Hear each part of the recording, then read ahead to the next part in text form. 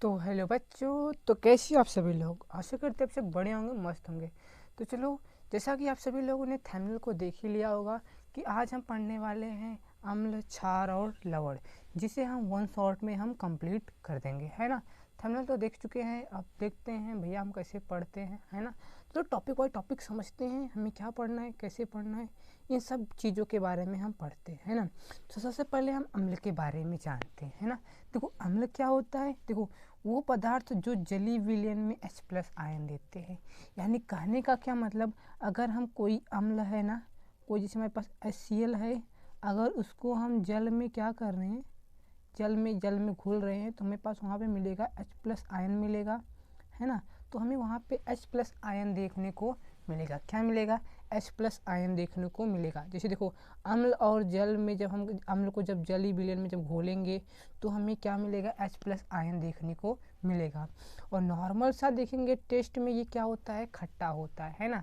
Test में ये क्या होता है? खट्टा होता है। जैसे नींबू देखते हैं ना, नींबू जब आप टेस्ट करेंगे तो नींबू आपको लगेगा खट्टा लगता है ना। यानी कहने का क्या मतलब होगा कि जो हमारा नींबू है वो हमारा क्या है? वो हमारा एक प्रकार का अम्ल है ना। और देखो, लिटमस पेपर ना, ये लिटमस पेपर को अगर नीला है तो उसे लाल में चेंज कर देगा। अगर हम लिटमस पेपर को हम अगर उस पर अम्ल गिरा रहे हैं तो नीला से किसमें हो जाएगा? लाल कलर का हो जाएगा। कोई दिक्कत यहाँ से बच्चों? तो चलो देखो, एक दो एग्जाम्पल देख लेते हैं, आखिर ये अम्ल किसे बोलेंगे। देखो, HCl हमारे पास अम्ल है, H2SO4 है, ऐसे हमारे पास HNO3 ना, HNO3 और ले लेते हैं, और एक और सा क्या, CH3 COOH, ये पास हमारे पास क्या है? अम्ल है ना। ऐसे ही हमारे पास क्षार क्या होता है? वो पदार्थ जो जलीय विलयन में OH- आयन देते हैं उसे हम क्षार कहते हैं। जैसे देखो, हमारे पास NaOH क्या है? एक प्रकार का, देखो ये हमारे पास एक क्षार है ना। जब इसे हम जलीय विलयन में घोलते हैं, जलीय विलयन जब इसे डालेंगे, है ना, जलीय विलयन में क्या करेगा? HOH- आयन देगा। इसके साथ हमारे पास जो Na है वो बाहर निकल जाएगा। कोई दिक्कत यहाँ से? ये जलीय विलयन में OH- आयन देता है, और ये टेस्ट में क्या होता है? कड़वा होता है। और जब हम जब हम क्षार को क्या करेंगे, जब हम स्पर्श करेंगे तो वो साबुन की तरह हमें मुलायम लगने लगता है ना।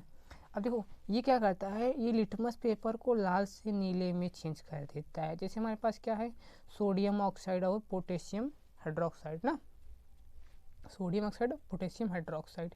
और एक चीज़ देखो, और एक चीज़ थोड़ा सा यहाँ पे समझ लेते हैं, है ना। यहाँ पे लिख लेते हैं। देखो क्या करता है, कार्बन जो है ना, कार्बन है, वो अम्ल को दुर्बल बनाता है। क्या बनाता है? अम्ल को दुर्बल बनाता है। बच्चों, अगर कहीं आपको कोई अगर वो बोला ये अम्ल है ना, अगर जैसे हमारे पास ये है ना, जैसे बोले ये अम्ल है, इसमें देखो इसमें कार्बन है ना, जब कार्बन कहीं भी आपको देख ले वो प्रबल अम्ल नहीं होगा, वो कौन सा अम्ल होगा?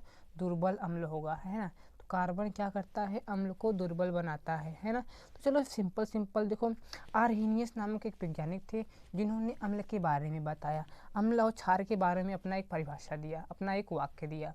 जिसे हम लोग क्या होता है, जैसे कोई क्या, हम किसी चीज़ को हम लोग दिखाते हैं ना, अपना मेरा दोस्त क्या उस चीज़ को थोड़ा सा अलग बताएगा, मैं उस चीज़ को थोड़ा सा अलग दिखाऊंगा, बताने की कोशिश करूँगा। जैसे टीचर बोलता है ज़रा मुझे ये चीज़ें समझा दो बच्चों ना, तो बारी बारी से बच्चे आएंगे तो उस चीज़ को अलग अलग तरीके से समझाएंगे, है ना।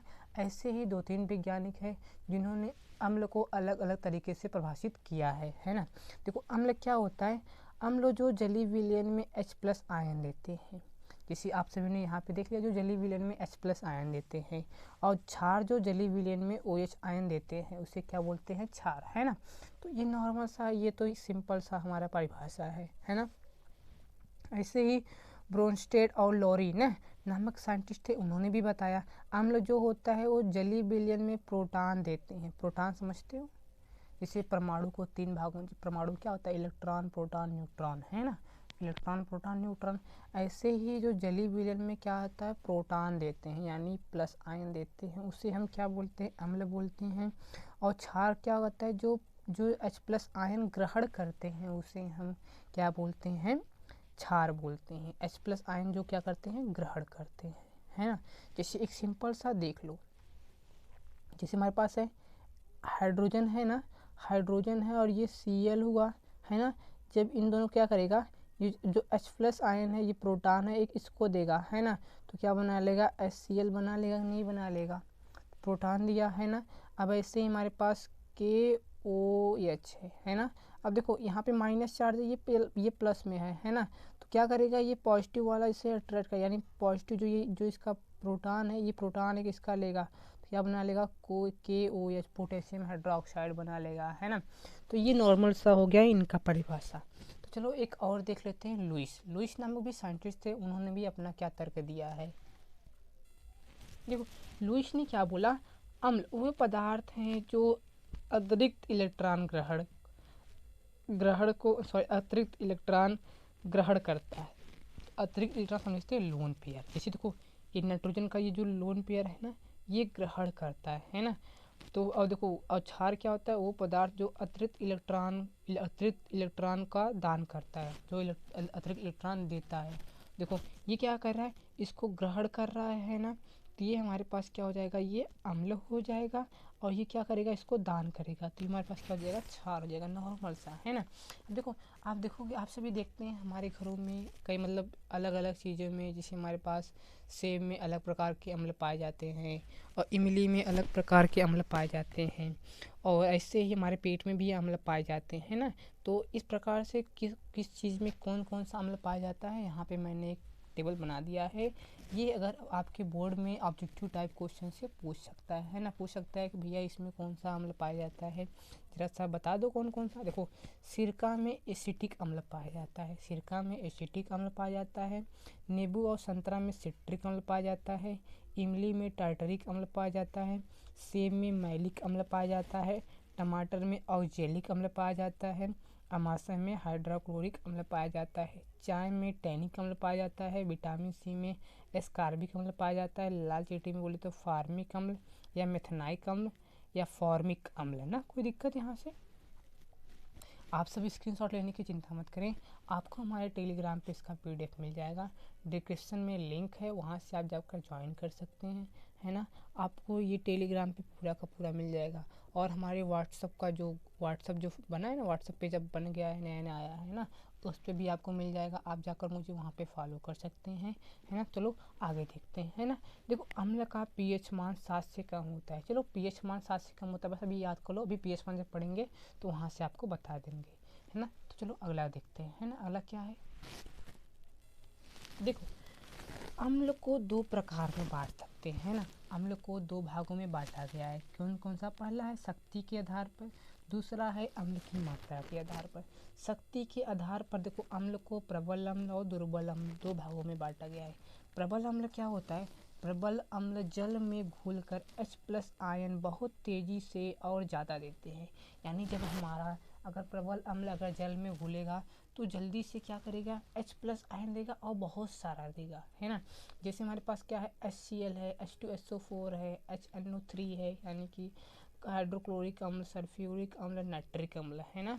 ऐसे ही दुर्बल अम्ल क्या होता है, दुर्बल अम्ल जल में पूरी तरह से नहीं घुलते हैं ना। वैसे आपको बता दे, एक यहाँ पे पॉइंट में लिख लो, क्या होता है, सभी अम्ल क्या होते हैं, सभी अम्ल जल में विलय होते हैं, है ना, सभी अम्ल जल में विलय होते हैं। यानी कहने का क्या मतलब है कि जितने सारे अम्ल हैं सब क्या होते हैं, जल में घुल सकते हैं, है ना। ऐसे CH3COOH H2CO3, देखो अब क्या यहाँ पे जो कार्बन है, कार्बन यानी कि इसे दुर्बल बना दे रहा है, कोई दिक्कत यहाँ से, प्रबल अम्ल दुर्बल अम्ल हो गया ना। अब यहाँ पे देख लो कार्बन अम्ल को दुर्बल बनाता है, एक ये पॉइंट वाली बात है, इसे याद कर लो। देखो अम्ल की मात्रा के अनुसार, है ना, अम्ल की मात्रा के अनुसार देखो सांद्र अम्ल क्या होता है, जहाँ अम्ल की मात्रा ज़्यादा हो, यानी कहने का क्या मतलब, देखो अगर हम कोई विलेन बना रहे हैं ना, अगर हम क्या करेंगे, अगर हम पानी को ना, अगर पानी और अम्ल को आपस में मिला रहे हैं, एक चीज़ ध्यान देना, पानी और अम्ल को हम कैसे मिलाते हैं, देखो हम पानी और अम्ल को जब मिलाते हो कैसे मिलाते हैं, देखो सबसे पहले हम क्या लेते हैं, हम पानी लेते हैं, क्या लेते हैं, जल लेते हैं, है ना। जल में हम अम्ल को मिलाते हैं, कि ना कि हम अम्ल में जल को मिलाएं, हम जल में अम्ल को धीरे धीरे मिलाएंगे और धीरे धीरे मिलाते हुए हम उसे धीरे धीरे हौले हौले क्या करेंगे, हिलाते हुए चलेंगे, है ना। कि नहीं तो क्या होगा, अगर हम जैसे आप सभी लोगों ने देखा होगा, एक सिंपल सा उदाहरण है ना, कि आप सभी ने प्रचार में या टीवी ऐड में देखे होंगे, या तो नॉर्मल सा आप कहीं ना कहीं यूट्यूब चलाते हैं तो शॉर्ट वीडियो आप में देख ही लिए होंगे कि कोई कोको कोला का होता है ना, तो उसमें मिंटोस देखिए मिंटोस टॉफ़ी आता है ना, मिंटोस की उसमें गोली डालते हैं तो जितना देखो गांच बन के सब कुछ बॉटल के बाहर फटाफट फटाफट फेंकने लगता है ना। उसी प्रकार से अगर हम अम्ल में जल को जब डालेंगे ना, तो क्या करेगा, कांच के बाहर से फेंकने लगेगा और ये उष्मा क्षेपी अभिक्रिया होने लगेगी, है ना। तो ये सब हीट हो जाएंगे और ये ब्लास्ट होके, जब ब्लास्ट हो जाएगा तो भाई अम्ल छटक जाएगा तो हमारे शरीर पे आ जाएगा। जब शरीर पे हमारे पास आ जाएगा तो ये पता है ना, सब अम्ल क्या, प्रबल अम्ल क्या होते हैं, संक्षारक होते हैं, यानी कि कष्टदायी, नाश करने लायक, जलाने लायक होते हैं ना, जला देते हैं शरीर को। जैसे आप सभी ने देखे होंगे कि नॉर्मल सा पहले था कि इनके ऊपर एसिड फेंक दिए हैं ना, इनके लड़की के ऊपर एसिड फेंका गया है ना, ये सब होता है ना। कि अब तो फिलहाल तो नहीं होता, अब तो फुरा नहीं रहता, लेकिन पहले होता था कि लड़कियों के ऊपर एसिड डाल देते हैं, है ना। थोड़ा सा कुछ हो तो स्कूल कॉलेज में पहले यही होता था कि लड़कियों के ऊपर एसिड फेंक देते थे वगैरह वगैरह, ये सब होता था ना। तो क्या करता था, वो चेहरे को जला देता था। तो ऐसे ही हमारा अगर क्या करेंगे, अगर कभी भी कोई बोलेगा कि अम्ल और जल को हम कैसे मिलाते हैं, तो क्या बोलेंगे, पहले हम जल, किसी पात्र में जल को भरते हैं, फिर उसके बाद हम धीरे धीरे अम्ल को जल में मिलाते हैं। कोई दिक्कत, देखो शांत अम्ल क्या होता है, जिसमें क्या होता है, जल जिसमें क्या होता है, अम्ल की मात्रा अधिक होती है। अगर हम ये बेलन बना रहे हैं तो हमारे पास इस बेलन में क्या होगा, 50% से अधिक हमारे पास क्या होगा, जल होगा। 50% से अधिक हमारे पास अम्ल होगा, क्या होगा, अम्ल होगा। और 50% से कम हमारे पास क्या होगा, जल होगा। नॉर्मल से उदाहरण देख लेते हैं। अगर अगर देखो 70% हमारे पास अम्ल होगा, एसिड होगा, तो हमारे पास 30% क्या होगा, वाटर होगा, है ना। ऐसे इसमें भी होता है, ऐसे इसमें क्या होता है, इसमें जल की मात्रा अधिक होती है ना, तनु अम्ल में जल की मात्रा अधिक होती है और अम्ल की मात्रा कम होती है। देखो वाटर की जो मात्रा होगी क्या होगी, 50% से अधिक होगी ना, 50% से अधिक होगी, और एसिड का क्या होगा, 50% से कम होगा, है ना। तो जैसे देख लो यहाँ पे, अगर वाटर हमारे पास 70% होगा ना, और तो हमारे पास एसिड कितना होगा, हमारे पास 30% होगा। कोई दिक्कत यहाँ से, नॉर्मल सा यही है ना। अब देखो, अब अगला हम देखेंगे क्षार को भी दो प्रकार से बांटा गया। जैसे अम्ल को दो भागों में विभाजित किया गया है, उसे क्षार को शक्ति के अनुसार और मात्रा के अनुसार। शक्ति के अनुसार देखो, शक्ति के अनुसार एक प्रबल क्षार ना, जल में घुलकर OH आयन तेजी से और ज़्यादा देते हैं, है ना। जो तेजी से OH आयन देते हैं तो उन्हीं को हम क्या बोलते हैं, प्रबल। जैसे NaOH और KOH, है ना। देखो प्रबल क्षार भी क्या होते हैं, अम्ल की तरह संक्षारक होते हैं, लेकिन उनसे थोड़ी सी मात्रा में कम होती है ना। अगर कोई आपको बोलेगा, आपको अगर प्रबल अम्ल दे दिया, भैया बोलेगा जरा से इसका टेस्ट बता दीजिए, खट्टा है कि कैसा है ना। तो कभी भी प्रबल अम्ल को कभी भी टेस्ट मत करिएगा, क्योंकि देखो ये क्या होता है, संक्षारक होगा। जैसे आप टेस्ट करने जाएंगे, आपका उंगली के साथ साथ आपका जीभ भी जल जाएगा, है ना। तो भैया सतर्क रहें ना, एसिड बहुत खतरनाक होता है। तो चलो अगला देखते हैं ना, ये हो गया प्रबल क्षार। अब देखते हैं दुर्बल क्षार। देखो दुर्बल क्षार क्या होता है, जो जल में घुलकर OH आयन धीरे धीरे और कम देता है। जैसे क्या है, कार्बन हाइड्रोक्साइड, मैग्नीशियम हाइड्रोक्साइड, है ना, ये सब है। अब आपके लिए एक देखो ये होमवर्क है, ये सब बता दो जरा सा कमेंट बॉक्स में, जरा बता दो भैया, ये हमारे पास कार्बन हाइड्रोक्साइड क्या है, कैल्शियम हाइड्रोक्साइड हमारे पास क्या है, प्रबल है कि प्रबल क्षार है, प्रबल अम्ल है कि दुर्बल क्षार है, दुर्बल अम्ल है। ऐसी HCl को बता दो, सोडियम हाइड्रोक्साइड को बता दो, H3BO3 को बता दो, कैल्शियम ऑक्साइड को बता दो ना, HNO3 को बता दो। ये बताओ प्रबल अम्ल है, प्रबल क्षार है कि दुर्बल अम्ल है, दुर्बल क्षार है ना। अब देखो अब क्या है, pH पैमाना क्या होता है ना। pH पैमाना नॉर्मल सा आप जानते हैं, जैसे स्केल देखे है ना, ऐसे ही हमारे पास एक होता है pH स्केल ना। pH स्केल की सहायता से पता चलता है कि जो हमारे पास विलयन जो दिया गया है वो अम्लीय है कि क्षारीय है ना। देखो सन 1909 में SPL सारनसन ना, क्या नाम है, सारनसन नामक वैज्ञानिक ने pH पैमाने के बारे में बताया, है ना। कौन बताया था, सारनसन नामक वैज्ञानिक ने 1909 में बताया था। क्या बताया था, देखो एक pH स्केल है जो 0 से लेके 14 तक होता है ना। एक pH स्केल है जो 0 से लेके कहाँ तक होता है, 14 तक होता है ना। 14 तक होता है तो इसमें क्या होगा, अगर 0 से लेके 7 से कम, तो अगर pH मान अगर 0 से लेके 7 से कम है तो हम बोलेंगे वो जो हमारे पास जो विलयन है वो क्या है, हमारे पास अम्ल है। अगर 7 हो गया तो हम बोलेंगे जो हमारे पास जो विलयन है ये उदासीन है। उदासीन बोले तो जल है ना। अगर हमारे पास अगर 7 से अधिक और 14 तक है तो हम बोलेंगे ये हमारे पास एक क्षारीय विलयन है। कोई दिक्कत यहाँ से। ऐसे ही कुछ पदार्थ हमारे पास है जिसका हम pH मान जान लेते हैं ना। कि में देखो अमाशय रस, हमारे पेट में जो HCl है ना, HCl है जटिल रस है ना, अमाशय रस, उसका pH मान 1 होता है। यानी कि एक चीज़ देखो, यहाँ से एक चीज़ नोटिस करो। देखो क्या करेंगे, अगर देखो अगर हम इधर जा रहे हैं ना, यहाँ पे हमारे पास अगर यहाँ पे देखो अम्ल की जो मात्रा क्या होगी, अम्ल प्रबल होगा। इधर अगर हमारा अम्ल क्या होगा, दुर्बल होगा। ऐसे ही हमारे पास यहाँ पे क्या होगा, यहाँ तक हमारे पास दुर्बल क्षार होगा, और यहाँ अगर हमारा pH मान 14 के आसपास है हमारे पास वो प्रबल क्षार होगा। यानी कि अगर हम इधर से ऐसे जाएंगे तो हमारे पास क्षार की मात्रा प्रबलता बढ़ती जाएगी। अगर इधर से वापस ऐसे आएंगे यानी कि इधर आएंगे तो हमारे पास क्षार की प्रबलता घटेगी ना। क्षार की प्रबलता क्या होगी, माइनस होगी, घटेगी। अगर हम इधर ऐसे जा रहे हैं तो क्षार की प्रबलता हमारे पास बढ़ेगी। ठीक ऐसे ही अगर हम इधर जा रहे हैं तो हमारे पास अम्ल की मात्रा क्या होगी, घटेगी, है ना। अम्ल की मात्रा क्या होगी, घटेगी।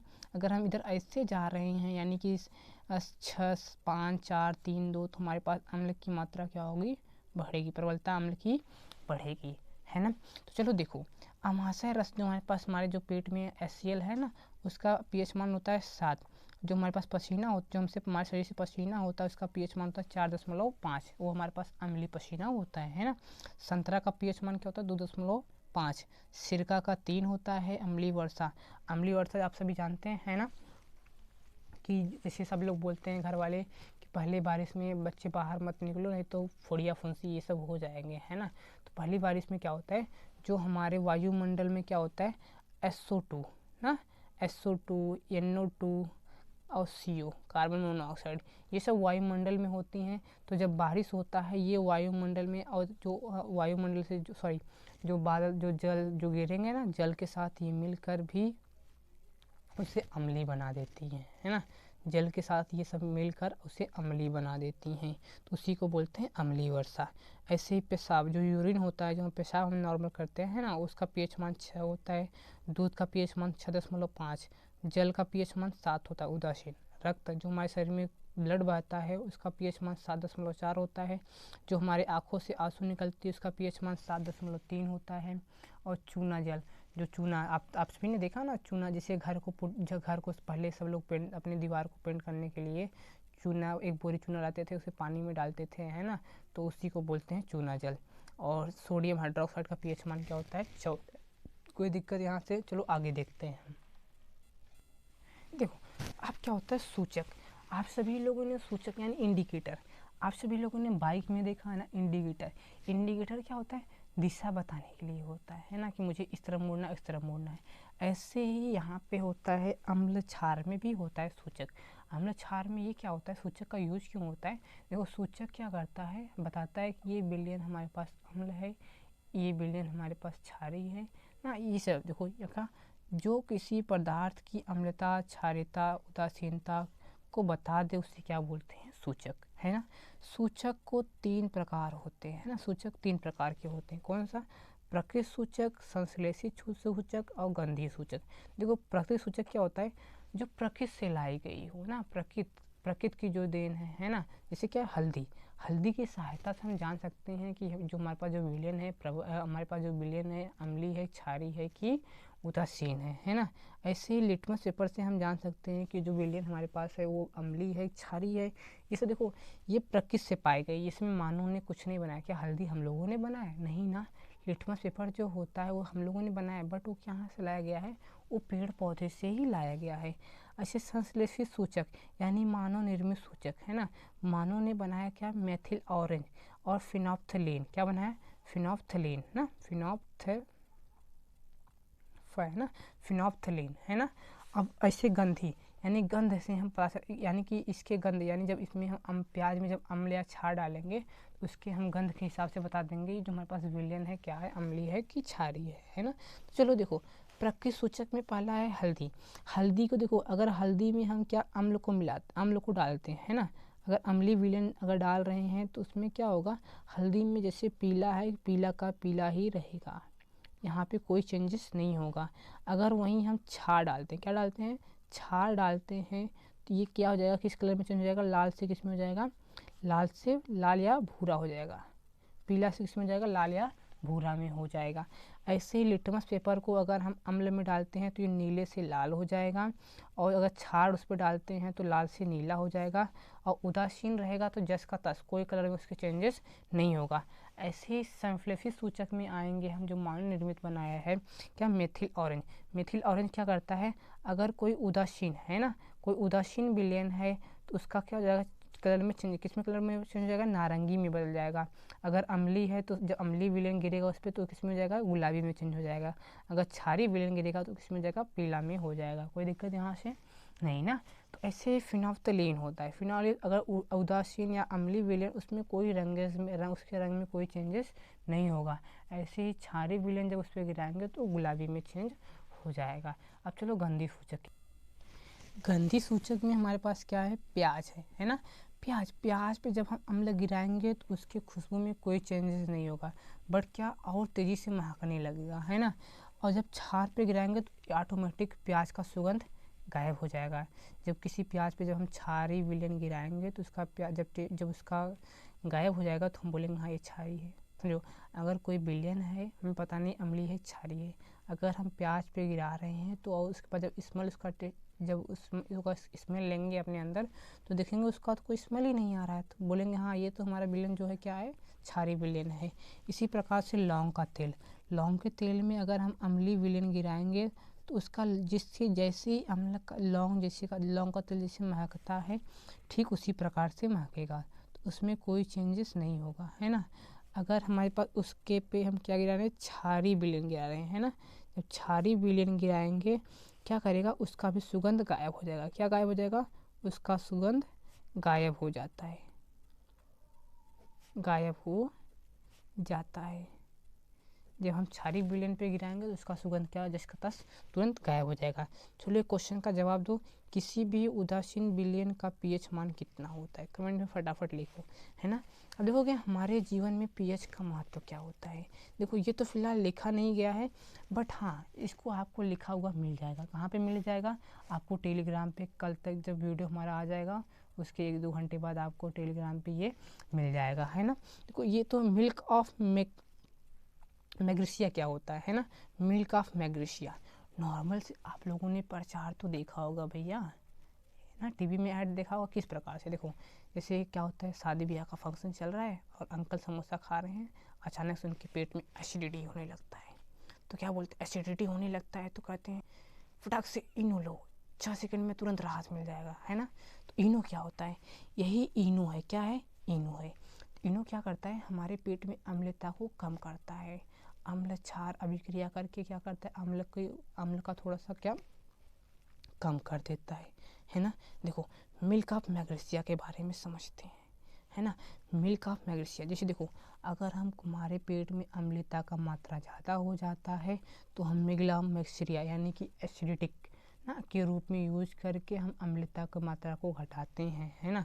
ये हो गया मिल्क ऑफ मैग्नीशिया, यानी कि अपने हमारे आमाशय से अम्लता का मात्रा को कम करने के लिए हम इसका यूज करते हैं, है ना। अगला क्या है, दांत का खराब होना, दंत क्षय, है ना। आप सभी लोगों ने देखा होगा नॉर्मल सभी लोगों का दांत खराब होता है ना। तो चलो इसके बारे में बात करते हैं। देखो हमारे मुख, जो हमारे पास मुंह है ना, मुंह है ना, उसका जो पीएच मान होता है 5.6 होता है। 5.6 है बोले तो वो हमारे पास क्या है, एक हमारा जो मुख है क्या है, अम्लता है ना। तो इसमें क्या, जब हम मुख में जब खाना डालते हैं तो कुछ ना कुछ तो खाना सब तो खाना पेट में चल जाता है, बट कुछ ना कुछ क्या होता है, खाना बच जाता है, जिसके कारण हमारे मुंह में क्या बैक्टीरिया बैक्टीरिया जाते हैं, भोजन को क्या करते हैं, भोजन को पचाते हैं, है ना। जब भोजन को पचाते हैं तो उस हमारे शरीर में, हमारे जो मुख में अम्लता मात्रा क्या कर देते हैं, बढ़ा देते हैं। तो जब बढ़ा देंगे तो मुख का जो पीएच मान हो जाएगा, कितना हो जाएगा, 5.6 हो जाएगा। तो क्या होता है, जब 5.56 है तो कितना जाएगा, 5.5, यानी अम्लता बढ़ जाएगा, है ना। तो इनेमल, तो हमारे दांत, जो हमारे दांत पे देखते हैं ना वाइट कलर का, सुबह उठते हैं इससे हल्का सा ऐसे करेंगे तो देखेंगे वाइट कलर का लगता है ना। तो क्या होता है, उसे बोलते हैं इनेमल। क्या बोलते हैं, इनेमल क्षय, है ना, इनेमल क्षय। तो वो होता है इनेमल क्षय, यानी अम्लता बढ़ने के कारण तो वो हमारे दांतों पे लग जाता है, जिसके कारण हमारे दांत धीरे धीरे क्या होते हैं, खराब होने लगते हैं। तो इसको दूर करने के लिए आप सभी तो जानते हैं कि दिन में 2 बार कोलगेट करो, है ना। कोलगेट करने से दांत साफ होता है ना। तो कोलगेट हमारा क्या होता है, क्षार होता है ना भैया। कोलगेट हमारा क्षार होता है, तो क्षार जब होगा तो हमारे अम्लता को मात्रा को कम कर देगा, यानी फिर से कितना हो जाएगा, 5.6। इसी को बोलते हैं दांत का खराब होना, दांत का क्षय, है ना। कोई दिक्कत। अब देखो कीटों का डंक ना, कीटों का डंक। अब देखो कीटों का डंक यानी कि जब हमारे पास चींटी उटी काटती है तो क्या हमारे पास कौन सा अम्ल होता है, फार्मिक अम्ल होता है ना। तो फार्मिक अम्ल हमारे शरीर में चल जाता है, जिसके कारण हमें अधिक से अधिक ज्वलनशील यानी जलते हुए महसूस होता है। तो हम उस ज्वलनशील को दूर करने के लिए सब बोलते हैं ना कि हाँ वो साबुन से धो दो थोड़ा सा अच्छा लगेगा, है ना। साबुन से धो दो अच्छा लगेगा, मतलब थोड़ा सा दर्द कम हो जाएगा। या तो खाने वाला सोडा मल लो अपने हाथों पे, से दर्द थोड़ा सा कम हो जाएगा। तो क्या करते हैं भैया, देखो जब कोई कीटा उटा काटता है तो क्या होता है, अम्ल, उसमें हमारे शरीर में क्या छोड़ देते हैं, अम्ल छोड़ देते हैं।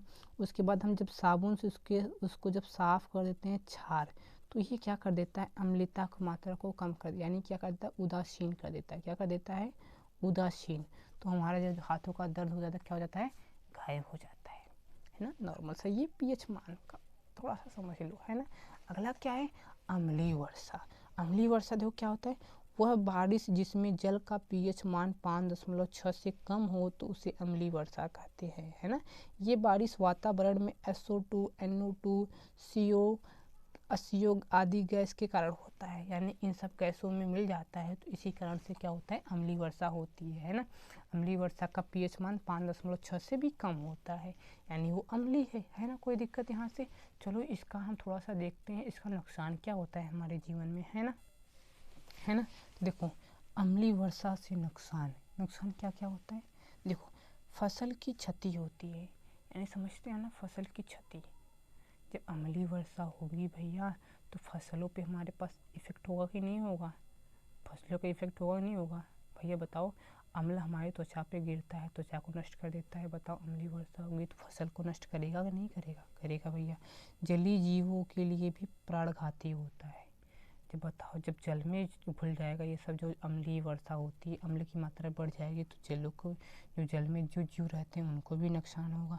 अम्लीय वर्षा से भूमि की उपजाऊ भी नष्ट होती है। कोई दिक्कत यहाँ से। अब देखो अम्ल के थोड़े से रासायनिक गुण के 1-2 रासायनिक गुण समझ लेते हैं, है ना। देखो जब अम्ल धातु के साथ क्रिया करता है तो क्या होता है, देखो अम्ल प्राह धातु के साथ क्रिया कर हाइड्रोजन गैस मुक्त करता है। जैसे देखो ये हमारे पास अम्ल है, ये जिंक हमारे पास क्या है, एक धातु है, इसके साथ अभिक्रिया करके ये क्या करता है, हाइड्रोजन गैस को मुक्त करता है ना। ऐसे ही चलो एक और देख लेते हैं, हमारे पास क्या है, H2SO4 है ना, H2SO4 है। अगर हम उसे मैग्नीशियम के साथ क्या करते हैं, अभिक्रिया कराते हैं तो क्या बना लेगा भैया, हाइड्रोजन गैस मुक्त करता है। तो हाइड्रोजन गैस को हम मुक्त कर देते हैं और बचा क्या हमारे पास भैया, MgSO4 बचा। कोई दिक्कत यहाँ से। हाइड्रोजन धातु के साथ अभिक्रिया करके क्या करता है, हाइड्रोजन गैस को मुक्त करता है। एक बार फिर से देख लो, धातु के साथ क्रिया करके ये क्या करता है, हाइड्रोजन गैस को मुक्त करता है ना। धातु कार्बोनेट के साथ क्रिया, जब देखो जब हमारे पास धातु कार्बोनेट के साथ के साथ जब अम्ल अभिक्रिया करेगा तो कार्बन डाइऑक्साइड गैस को मुक्त करता है। क्या करता है, देखो यहाँ पे लिखा है, धातु कार्बोनेट को अम्ल के साथ गर्म करने पर कार्बन डाइऑक्साइड गैस निकलता है। नॉर्मल सा एक यहाँ पे उदाहरण है, क्या, अम्ल है, जब हम उसको क्या करेंगे, देखो धातु, देखो क्या है, धातु कार्बोनेट के साथ अभी गर्म करेंगे तो हमारे पास क्या लवण ये बन रहा है, उसके साथ साथ कार्बन डाइऑक्साइड गैस भी निकल रही है ना। जैसे एक और एग्जाम्पल लेते हैं, हमारे पास क्या है, हमारे पास H2SO4 है ना, H2SO4 है। हम क्या कर रहे हैं, मैग्नीशियम कार्बोनेट किसके साथ गर्म कर रहे हैं, मैग्नीशियम कार्बोनेट के साथ जब हम गर्म कर रहे हैं तो क्या देखेंगे, देखो हमारे पास क्या निकलेगा, CO2 गैस निकल जाएगा है ना। CO2 गैस तो निकलने को बोल रहा है, उसके साथ साथ देखो जल निकलेगा। क्या, देखो कार्बन कितना निकल गया यहाँ से, देखो ऑक्सीजन 2 निकल गया, अभी एक ऑक्सीजन बचा है, यहाँ से H2 लेते हैं है ना, क्या हो जाएगा, H2O हो जाएगा है ना। उसके साथ साथ बचेगा क्या, MgSO4। बताओ, जब हमारे पास जब अम्ल धातु कार्बोनेट के साथ अभिक्रिया करेगा तो क्या निकलेगा, कार्बन डाइऑक्साइड गैस, और उसके साथ साथ जल भी बाहर निकलेगा। कोई दिक्कत यहाँ से, यहाँ देख लो, धातु ऑक्साइड के साथ क्रिया, धातु ऑक्साइड के साथ अम्ल क्रिया करने पर लवण तथा जल बनाता है ना। जैसे देखो यहाँ पे एक धातु ऑक्साइड है, इसके साथ क्रिया करा, क्या बनाया, लवण और जल बनाया। जैसे एक एग्जाम्पल और ले लेते हैं हम, क्या हमारे पास है, हमारे पास हो गया मैग्नीशियम ऑक्साइड, क्या हो गया, मैग्नीशियम ऑक्साइड सल्फ्यूरिक अम्ल लेते हैं इस बार, सल्फ्यूरिक अम्ल के साथ, या तो हम किससे लेते हैं, HNO3 ना, HNO3 लेते हैं, इसके साथ अभिक्रिया कराएंगे तो क्या बनेगा है ना। तो देखो हमारे पास, देखो यहाँ पे इस पे कितना बॉन्ड, एक होता है ना, लेकिन मैग्नीशियम के पास 2 है, तो हमें 2 हाइड्रोजन की जरूरत होगी। देखो ये 2 हो गया, देखो इसके साथ साथ देख क्या निकल गया, हमारे पास एक H2O निकल गया, हुआ ये, तो ये H2O, और बचा क्या हमारे पास, Mg बचा, और हमारे पास ये NO2 कितना है, NO3, ये 2 बार है, ट्वाइस हो गया, यानी संतुलित हो या नहीं हो गया, नहीं हो गया। तो क्या करेगा, जब धातु ऑक्साइड के साथ अम्ल क्रिया करेगा तो लवण तथा जल बनाएगा। कोई दिक्कत। अब चलो हम थोड़ा सा क्षार, अब देखो, अब हम अगर आप करते हैं क्षार के साथ क्रिया है ना, जब अम्ल क्षार के साथ क्रिया करेगा तो क्या करेगा भैया, लवण और जल बनाता है ना। क्षार के साथ अम्ल अभिक्रिया करके लवण और जल बनाता है। जैसे देखो यहाँ अम्ल देखो ये अम्ल है, क्षार के साथ अभिक्रिया करके लवण तथा जल बनाएगा। कोई दिक्कत यहाँ से फिलहाल दिक्कत तो नहीं होना चाहिए है ना। देखो क्या है, क्षारकों को रासायनिक गुणधर्म, ऐसे ही क्षार के भी होते हैं। देखो धातु के साथ अभिक्रिया करके भी हाइड्रोजन गैस मुक्त करता है, यहाँ पे समीकरण ठीक उसी प्रकार से दिया गया है, समझ लीजिए है ना। और इसी प्रकार धातु ऑक्साइड साथ क्रिया करके क्या बनाएगा, लवण तथा जल बनाएगा। सिंपल से यहाँ पे 2-3 उदाहरण, 2-3 रासायनिक सूत्र यहाँ पे लिख कर दिए हैं, इसे समझ लीजिएगा है ना। इसे यहाँ पे देखो क्या लिखा है, धातु ऑक्साइड क्षारक से क्रिया करने लवण तथा जल बनाता है। वही अम्ल के साथ क्रिया, अम्ल के साथ अभिक्रिया करेगा, फिर वही लवण तथा जल बनाएगा है ना। फिलहाल ये इजी है ना। ये ऐसे ही एक 2 रासायनिक समीकरण आप भी प्रैक्टिस करेंगे तो आपका भी आसान हो जाएगा। तो जानते हैं अगला टॉपिक हमारे पास क्या है। अगला टॉपिक हमारे पास है जलीय विलयन में अम्ल और क्षार, यानी कि जलीय विलयन में अम्ल क्षार की क्या प्रवृत्ति होती है ना। देखो जल की उपस्थिति में अम्ल H+ आयन उत्पन्न करता है। जैसे देखो यहाँ अगर हम HCl को जल के साथ क्या करेंगे, जब जल में मिलाएंगे तो देखो H3O+ है ना। देखो यहाँ पे क्या है, H2O में एक आयन क्या हो जा रहा है, बढ़ जा रहा है, यानी H+ आयन उत्पन्न करता है ना। जलीय विलयन में अम्ल H+ आयन उत्पन्न करता है। इसी प्रकार से जलीय विलयन में क्षारक जो होता है OH- आयन उत्पन्न करता है ना। एक चीज़ देखो, अभी मैंने आपको बताया था कि सभी जो क्षारक सभी जो अम्ल होते हैं वो जल में विलय होते हैं ना। इसी प्रकार से देखो जो सभी क्षारक होते हैं वो तो जल में विलय नहीं होते हैं, उसमें से कुछ क्षारक ही जल में विलय होते हैं है ना। देखो जल में घुलनशील को ही क्षार कहते हैं, यानी जो जल में घुल जाए उसे क्या बोलते हैं, क्षार बोलते हैं ना। और सभी क्षारक हमारे जल में विलय नहीं होते हैं ना। इसलिए देखो सभी क्षारक हो सकते हैं, बट सभी क्षारक हमारे क्षार नहीं हो सकते हैं ना। अब एक चीज़ यहाँ पे देखो, एक अगला पॉइंट क्या है, ये थोड़ा सा जानने लायक है ना। देखो, जल के साथ अम्ल या क्षार को मिलाते समय सावधानियाँ बरतनी चाहिए। हमेशा अम्ल या क्षार को ही जल में मिलाना चाहिए और लगातार इसे हिलाते रहना चाहिए, क्योंकि यह क्रिया अत्यंत ऊष्माक्षेपी है ना। ये जो लिखा है फिलहाल तो समझ में नहीं आया होगा, बट मैं आपको समझाने की कोशिश करता हूँ, है ना। देखो, अम्ल और क्षार को जल में कैसे मिलाया जाता है ना। आप सोच रहे हो या तो अम्ल को क्षार में डाल दे, या तो क्षार को या तो अम्ल को जल में डाल दे, या तो अम्ल को जल में डाले, या तो जल को अम्ल में डाले, तब पे भी मिल जाएगा, मिक्सिंग हो जाएगा। जैसे आप सब देखते हैं ना, शरबत में या तो चीनी में पानी डाले या पानी में चीनी डाले, तब पे भी शरबत बनेगा। यही सोचते हैं ना, इसी प्रकार से या तो अम्ल को पानी में डाले या तो पानी को अम्ल में डाले, तब पे भी मिक्सिंग हो जाएगा। लेकिन ऐसा नहीं होता है ना। हमें जब अम्ल और जल को मिलाना होगा तो सबसे पहले हमें एक पात्र में जल लेना पड़ेगा और उसमें धीरे धीरे हम अम्ल को मिलाएंगे, और अम्ल को मिलाते वक्त उसे धीरे धीरे हल्का सा हिलाते हुए अम्ल की मिक्सिंग करेंगे जल में, है ना। इसी प्रकार से क्षार को भी मिलाएंगे, क्योंकि देखो, ये जो होता है अम्ल और जल का जो मिक्सिंग होता है ना, ये ऊष्माक्षेपी ऊष्मा देता है, ये ऊष्मा देता है। अगर हम क्या करेंगे, अगर हम पात्र में अगर अम्ल लिए हैं डायरेक्ट उसमें जल डाल देंगे, तो ये जैसे ब्लास्ट नहीं देखते, बम ब्लास्ट होता है ना, इसे विस्फोटक की तरह ये वर्क करने लगेगा। या तो जो जैसे पेप्सी में अगर मेंटोस की गोली डाल दो तो सब बाहर फेंकने लगते हैं, उसी प्रकार से ये होता है ना।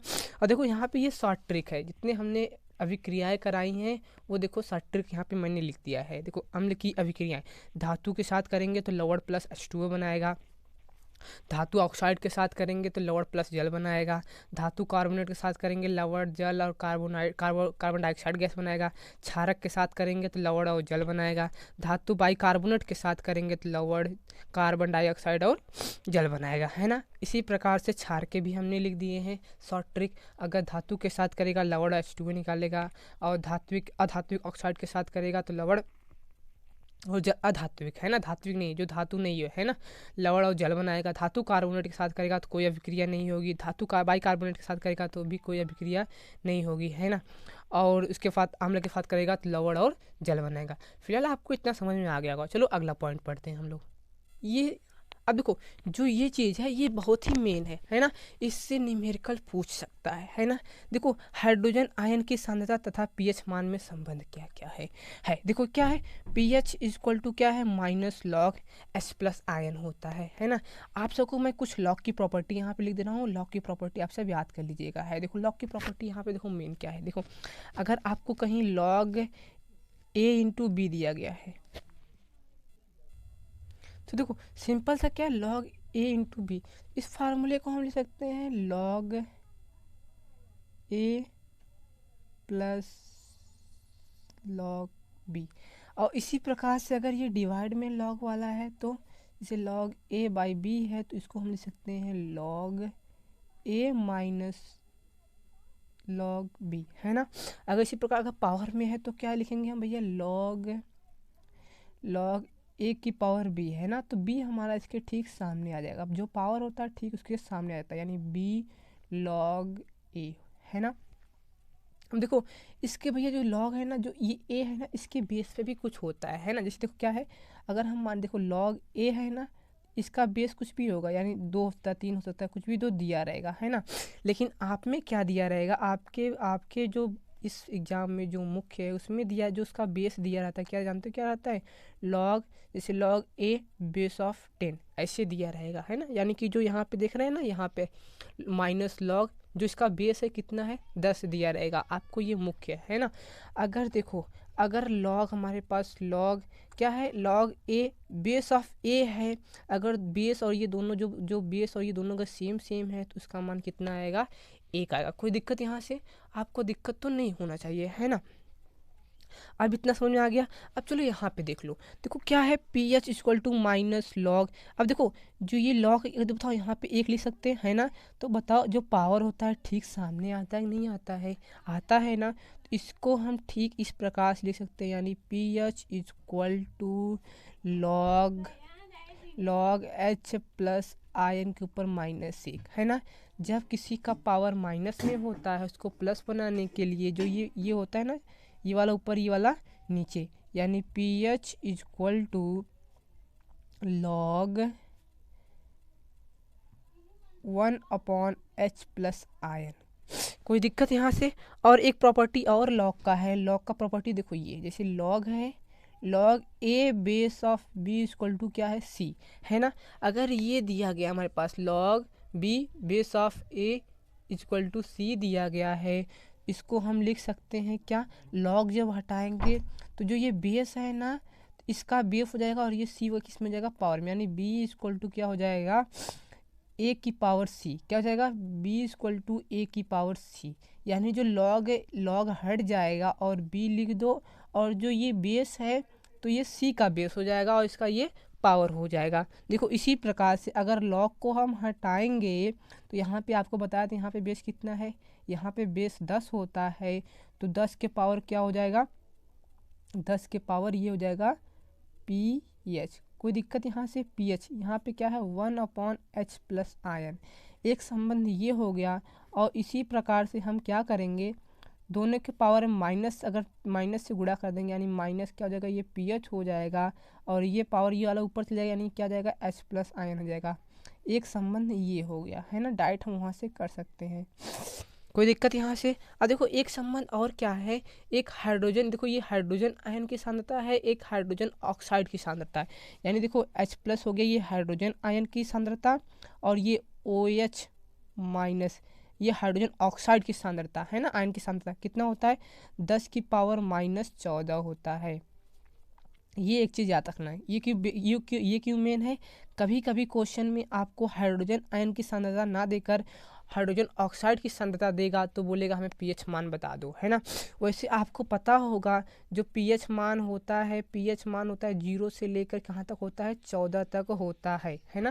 तो चलो इसी पे एक दो क्वेश्चन कर लेते हैं, एक दो क्वेश्चन करने के बाद हमें थोड़ा थोड़ा आसान लगने लगेगा। ये फिर देखो क्या दिया गया है, किसी बिलियन में हाइड्रोजन आयन की सांद्रता 10 की पावर -9 है, यानी हाइड्रोजन आयन की सांद्रता कितनी है, 10 की पावर -9 है ना।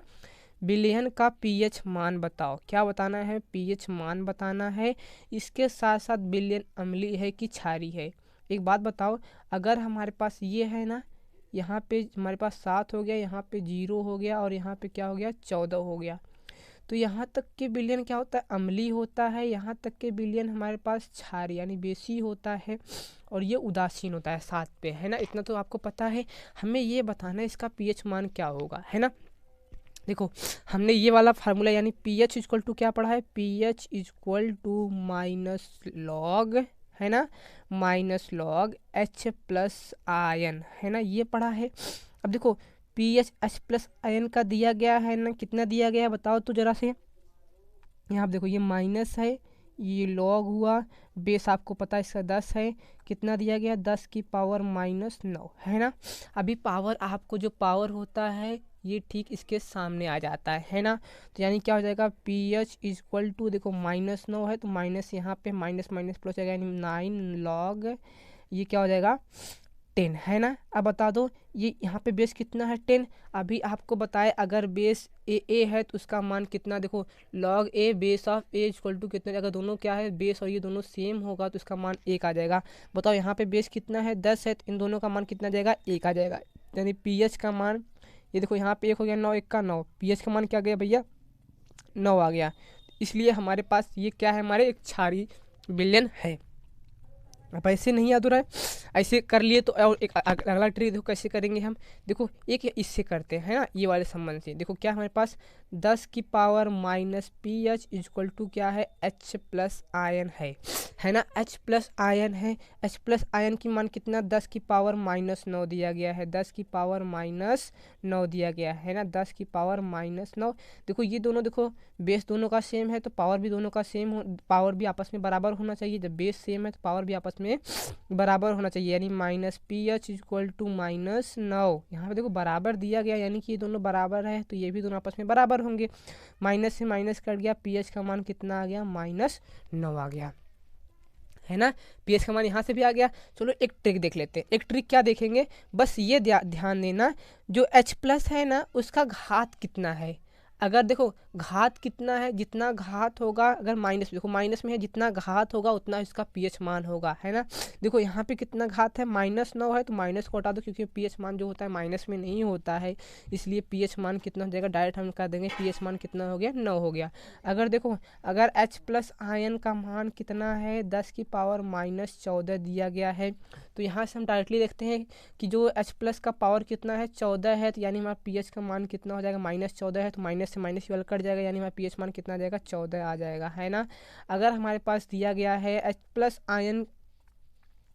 आयन की जो दिया गया है, जो एक चीज़ देखो क्या है, हमारे पास 1 दिया गया है ना, H प्लस आयन का मान 1 दिया गया है। अरे भैया 1 तब होगा जब किसी का घात कितना होता है, 0 होता है, यानी देखो H प्लस इक्वल टू 10 की पावर क्या, 0 है ना, तब पे भी 1 आएगा, यानी कि पीएच का मान बता दो, यहाँ से तुलना कर दो कितना है, पीएच का मान यहाँ से 0 है ना, कोई दिक्कत यहाँ से। इसी प्रकार से हम लोग जान जाएंगे, है ना, जितना घात में रहेगा माइनस में रहेगा, बस इसको किस में कर देंगे, प्लस में कर देंगे, यानी पीएच मान कितना आ जाएगा, वही हमारे पास हो जाएगा। अब चलो एक थोड़ा सा यहाँ पे देखो, अब देखो यहाँ पे ये देखो क्वेश्चन, अच्छा ये क्वेश्चन पूछ लिया, देखो 1 बिलियन में हाइड्रोजन ऑक्साइड आयन की सांद्रता यानी OH का दिया गया है, OH ना, और देखो आयन की सांद्रता मोल प्रति लीटर होता है ना, देखो कितना दिया गया है भैया, 10 की पावर -10 दिया गया है ना, मोल पर लीटर, यानी कि बोले तो हाइड्रोजन आयन की सांद्रता, हाइड्रोजन ऑक्साइड की आयन की सांद्रता। तो इस बिलियन का पीएच मान ज्ञात करो। अब देखो यहाँ से क्या करते हैं, देखो इसे भी ये 2 तरीके से हम कर सकते हैं, है ना, एक ट्रिक से करेंगे, एक नॉर्मल से जो हमारे पास न्यूमेरिकल है ना। देखो हम जानते हैं H plus ion into OH minus ion equal to कितना होता है, 10 की पावर -14 होता है ना। देखो ये गुणा में है, इधर आ जाएगा, इसमें हो जाएगा भाग में हो जाएगा, यानी H plus ion equal to क्या, OH -14 बटे में क्या, OH माइनस आयन। कोई दिक्कत यहाँ से, देखो H प्लस ये हो गया, ये देखो 10 की पावर -14 है, और OH का मान कितना दिया गया है, 10 की पावर -10 दिया गया, ये माइनस में है। जब देखो ये माइनस में, देखो घात दोनों का सेम होता है, अभी आपको जब जब अलजेब्रिक का फार्मूला पढ़े, जब दोनों का क्या है, बेस दोनों का सेम है, तो इनका घात आपस में दो भाग में है ना, यानी ये दोनों देखो सेम सेम है, ये दोनों आपस में क्या जाएंगे, घट जाएंगे, है ना, यानी H plus ion equal to क्या, 10 की पावर -14, और घटेंगे, और किससे घट, इसको हम घटाएंगे, है ना। देखो क्या हो जाएगा, H प्लस आयन कितना हो जाएगा, 10 की पावर, देखो माइनस माइनस प्लस हो जाएगा, यानी -14 और +10 कितना हो जाएगा, कितना आएगा, H प्लस आयन की सांद्रता कितना आएगा, 10 की पावर -4। अभी आपको बताए थे, देखो क्या ट्रिक बताए थे, क्या जो दिया गया है, क्या जो दिया गया है उसी को देखो, क्या घात है, बस उसी को लिख दो, माइनस में है प्लस में बना दो, यानी पीएच बराबर कितना हो जाएगा, 4, पीएच का मान कितना हो जाएगा, 4 हो गया कि नहीं हो गया, आराम से हो गया। बस या तो थोड़ा सा आगे कर लेना, जब बोर्ड एग्जाम में लिखना, बस अपने यही वाला ये वाला जो पोर्शन है, ये वाला है ना, इसी को अपना लेना, कोई दिक्कत यहाँ से। अब देखो एक ट्रिक देख लो, देखो अब क्या करना, एक ट्रिक, अगर देखो OH दिया गया है ना, ध्यान से समझना, OH जो दिया गया है, OH आयन की जो सांद्रता से दिया गया है, यहाँ पे क्या दिया गया है, 10 की पावर -10 दिया गया है ना, तो जो पावर में है उसी को हम क्या कर देंगे, 14 से जोड़ दो, है ना। जब देखो यहाँ पे जब हम -10 को जब हम 14 से जोड़ेंगे तो हमारे पास कितना आएगा, 4 आएगा, तो हम बोलेंगे हमारा जो पीएच मान है कितना है, 4 है, क्या है, पीएच मान, जो पावर जो दिया गया है उसी को जोड़ दो और डायरेक्ट हमारा पीएच मान निकल आएगा। जैसे देखो हमारे पास क्या है, OH माइनस के देखो कितना दिया गया है, 10 की पावर -9 दिया गया है, तो हम क्या करेंगे, इसी को जोड़ दो, है ना, किससे जोड़ेंगे, 14 से, यानी -9 को हम जब 14 से जोड़ेंगे तो कितना आएगा, 5 आएगा, यानी हमारा इस बिलियन का पीएच मान कितना है, 5 पीएच मान है ना, कोई दिक्कत यहाँ से। ये सिंपल सा ट्रिक है, इस ट्रिक को याद कर लोगे तो हमारा जो ये पीएच OH का ये सब मान हो जाएगा, आराम से निकल जाएगा। और ये देखना, आयन की सांद्रता का मात्रा क्या होता है, मोल प्रति लीटर होता है, इस चीज़ को ध्यान रखना, है ना, मोल प्रति लीटर होता है। हाइड्रोजन आयन की सांद्रता क्या होता है, मोल प्रति लीटर, यानी अगर H प्लस आयन की सांद्रता दिया गया हो तो भी उसका मात्रा क्या होगा, मोल प्रति लीटर होगा, या OH माइनस आयन की सांद्रता दिया गया उसका भी मोल प्रति लीटर होगा। यहाँ से आपको कोई दिक्कत होना तो नहीं चाहिए, है ना। ये हमारे पास इसका मात्रक हो गया है ना बाबू भैया। तो आराम से ये क्वेश्चन तो ऐसा क्वेश्चन तो मिल जाएगा भैया, तुरंत हम देखते मान ही कर देंगे है ना। अगर जिसका देखो क्या दिया गया, अगर हाइड्रोजन ऑक्साइड की आयन दिया गया है तो हम 14 जोड़ के कर देंगे और जो आएगा वही हमारा पीएच मान हो जाएगा। अगर हमारे पास हाइड्रोजन आयन की सांद्रता दिया जो उसका पावर में होगा वही हमारा क्या होगा, पीएच मान होगा। कोई दिक्कत यहाँ से भैया, बस वही क्या करना है, अगर वो माइनस में है तो हम प्लस में लेंगे हमेशा। देखो पीएच मान देखो यहाँ पे क्या है, 0 से लेके 14 के बीच में है ना, 0 से यानी कि प्लस में है, माइनस में तो है नहीं, तो हम क्या कर देंगे, यही ऐसे ही कर देंगे। हमारा जो पीएच मान किस में आएगा, हमेशा पॉजिटिव में आएगा। चलो अगला क्वेश्चन देखते हैं। अगला क्वेश्चन हमारे पास क्या दिया गया है, देखो अगला क्या है हमारे पास है, उदासीनीकरण है ना। उदासीनीकरण क्या होता है, नॉर्मल समझना। जब अम्ल और क्षार आपस में अभिक्रिया करते हैं तो उस अभिक्रिया को ही उदासीनीकरण कहते हैं है ना। यहाँ पे लिखा क्या गया है, अम्ल व क्षार की क्रिया को ही उदासीनीकरण कहते हैं है ना, सिंपल सा। देखो जलीय विलयन में अम्ल और क्षार आपस में क्रिया करके लवण और जल बनाते हैं। यहाँ पे देख लो, ये हमारे पास अम्ल, ये क्षार है, ये अम्ल है, आपस में अभिक्रिया कर देखो लवण बना रहे हैं और जल बना रहे हैं। उदासीनीकरण अभिक्रिया आपको समझ में आ गया, यानी अम्ल और जब क्षार आपस में अभिक्रिया करते हैं उसी को बोलते हैं उदासीनीकरण है ना। अब एक देखो यहाँ पे, अब देखो क्या है, लवण क्या होता है, लवण है ना, किसी अम्ल व क्षार की उदासीनीकरण से प्राप्त आयनिक ठोस को लवण कहते हैं। यानी यहाँ पे हमने देखा जब अम्ल और क्षार आपस में अभिक्रिया करे तो एक आयनिक ठोस बनाए, उसी को ही क्या बोलते हैं, लवण बोलते हैं है ना। ठीक, यहाँ पे देखो ये हमारे पास NH3 यानी ये अमोनिया, हमारे पास एक क्षारक है HCl हाइड्रोजन क्लोराइड ना, वो अम्ल है, इनसे अभिक्रिया करके एक लवण बनाया है ना। तो ये सिंपल सा, जब देखो जब अम्ल क्षार आपस में अभिक्रिया करके जो आयनिक ठोस बनाते हैं है ना, उसी को ही क्या बोलते हैं, लवण बोलते हैं है ना। अब देखो लवणों का देखो मैंने फाल्ट, लवण को साल्ट बोलते हैं ना। लवणों के वर्गीकरण, लवणों को कितने भागों में बांट गया, फाल्ट को कितने भागों में बांटा गया है ना। देखो ये पहला, ये देखो लवण से तो 6 भागों में बांटा गया है ना। और फिलहाल तो लवण आएगा नहीं तो इसे हम फटाफट कर लेंगे। लवण तो आप ही इस बार क्वेश्चन में इस बार में कट गया है ना, तो लवण आपका आएगा नहीं, ज़्यादा इंपॉर्टेंट नहीं है, बट थोड़ा जानना भी जरूरी है ना। देखो पहला क्या है, सामान्य लवण है ना, वो सरल लवण जिसमें विस्थापित H+ या OH आयन नहीं होते हैं उन्हें सामान्य लवण कहते हैं। यानी कि जिसमें आपको ना तो H+ और ना ही OH- आयन देखने को मिले। जैसे देखो यहाँ पे क्या है, H+ आयन आपको देखने को मिला, यानी कि ये सामान्य लवण नहीं है। अब देखो यहाँ पे NaCl, इसमें H+ दिख रहा है, नहीं दिख रहा है, यानी कि ऐसा लवण जिसमें OH और H+ आयन ना देखने को मिले उसे बोलते हैं हम क्या बोलेंगे, उसे हम सामान्य लवण। जैसे देखो यहाँ पे NaCl KNO3, ये सब हमारे पास क्या है, सामान्य लवण है ना। अब देखो अम्लीय लवण क्या होते हैं, वो लवण जिसमें विस्थापित H+ होते हैं, यानी जिसमें हमें H+ आयन देखने को मिले उसे बोलते हैं अम्लीय लवण। जैसे देखो यहाँ पे NaHSO4, यहाँ पे देखो H मिल रहा है ना, यानी कि ये हमारे पास अम्लीय लवण है। देखो यहाँ पे NaHCO3, यहाँ पे देखो H देखने को मिल रहा है ना, यानी देखो ये क्या है, सोडियम बाइकार्बोनेट है ना, सोडियम बाइसल्फ्यूरिक ना, ये सब हमारे पास क्या है, अम्लीय लवण है। कोई दिक्कत यहाँ से। चलो अगला पॉइंट देखते हैं, अगला कौन सा लवण हमारे पास है। देखो अगला लवण हमारे पास है कि क्षारीय लवण, यानी कि अब सिंपल सा क्षारीय लवण में हमें क्या देखने को मिलेगा, OH- आयन देखने को मिलेगा, उसे हम क्या बोलेंगे, क्षारीय लवण। जैसे देखो मैग्नीशियम हाइड्रोक्साइड क्लोरीन ना, जिंक ऑक्साइड क्लोरीन ना, हाइड्रोक्साइड क्लोरीन ना, देखो यहाँ पे OH देखने को मिला है ना, OH आयन देखने को मिल रहा है, यानी कि हम बोलेंगे ये हमारे पास क्षारीय लवण है। कोई दिक्कत यहाँ से कोई दिक्कत होना तो नहीं चाहिए आप सभी को है ना। देखो अब अगला क्या है, मिश्रित लवण। अब इसमें देखो क्या है, वो लवण जिनमें एक से अधिक प्रकार के धनायन या ऋणायन होते हैं उसे बोलते हैं मिश्रित लवण। यानी समझे नहीं आप। जैसे देखो हमारे पास Na है, Na पे कौन सा चार्ज होता है, प्लस चार्ज होता है ना। ऐसे ही मैग्नीशियम पे देखो कि मैग्नीशियम पे भी +2 का चार्ज होता है। ऐसे पोटेशियम का भी देखोगे +1 का चार्ज होता है ना। अब देखो इसी प्रकार से देखो हमें क्या मिलेगा, हमें इसमें 2 अब जैसे देखो क्लोरीन है, क्लोरीन पे देखो माइनस चार्ज है ना। देखो कैल्शियम, देखो और इसके बाद हमारे पास क्या है, हमारे पास ऑक्सीजन है, उस पर भी माइनस का डबल चार्ज होता है। SO4 है ना, उस पर भी -2 का चार्ज है। तो हमें क्या मिलेगा, अब देखो हमारे पास देखो इसमें क्या है, हमें क्या मिलेगा, एक ऐसा लवण जिसमें 2 या 2 से अधिक है ना, या 2 से अधिक बोले तो एक से अधिक प्रकार के धनायन या तो ऋणायन मिलेंगे। देखो यहाँ पे देखो Na एक पॉजिटिव, के एक पॉजिटिव, इसमें 2 पॉजिटिव इस लवड़ में है। ऐसे देखो calcium sorry chlorine negative, oxygen negative, इसमें हमें देखो क्या 2 धनायन मिले कि नहीं, ऋणायन मिले, इसमें 2 धनायन, यानी कि ऐसा लवड़ जिसमें एक से अधिक धनायन हो या एक से अधिक ऋणायन हो तो उसे हम बोलेंगे मिश्रित लवड़। कोई दिक्कत यहाँ से? चलो अब अगला 5वां देखते हैं, है ना। 5वां क्या है हमारे पास? द्विक लवड़, है ना। देखो 2 सरल लवड़ के जलीय विलयन के वाष्पीकृत से प्राप्त लवड़ को द्विक लवड़ कहते हैं। यानी देखो अगर 2, जैसे हमारे पास देखो यहाँ पे क्या है, NaKSO4 है, COCl2 समझ लो हो जाएगा, है ना।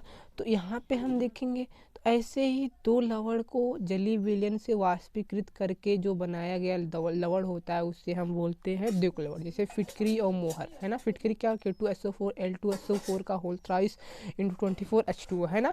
तो ये होता है, यानी 2 या 2 से अधिक लवड़ को वाष्पीकृत करके जलीय विलयन का वाष्पीकृत करके बनाया जाता है द्विक लवड़। फिलहाल इतना जानने की ज़रूरत नहीं, क्योंकि हमारे ये बोर्ड एग्जामिनेशन में ऐसा कुछ नहीं आएगा, ये वाला क्वेश्चन तो आएगा ही नहीं, है ना। अब अगला देखते हैं, अगला हमारे पास क्या है, संकर लवड़।